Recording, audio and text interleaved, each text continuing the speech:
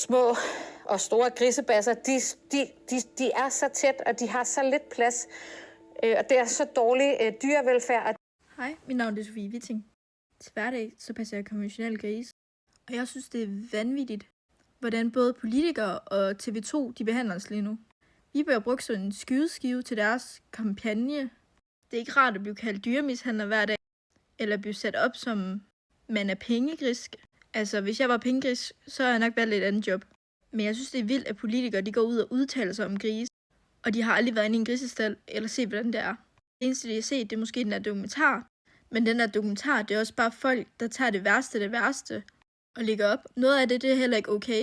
Men vi er også mennesker, og trust me, vi prøver ikke på at mishandle dyrene. Jeg elsker de grise, jeg passer, og jeg prøver mit bedste hver dag. Altså virkelig mit bedste hver dag, og det kan gøre mig så træt, at vi bliver kaldt dyremishandlere og alting.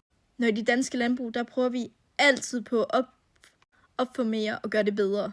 Tro mig, alle de ting, jeg gør ud i stallen på grise, det er for, at de skal have det godt.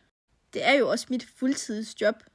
Jeg bruger alligevel 8 timer ude ved sådan nogen hver dag, så jeg tror godt, jeg ved, hvad jeg laver. Og jo, de har det lidt bedre økologisk, men de har det sgu ikke meget bedre. Og det tager også bare vanvittigt mange timer at passe dem ude i økologi. Det er mindre bæredygtigt, og vi har ikke alt den pladsareal i Danmark til det. Vi har ikke det rigtige jord til det mange af stederne. I hvert fald derude, hvor jeg kommer fra.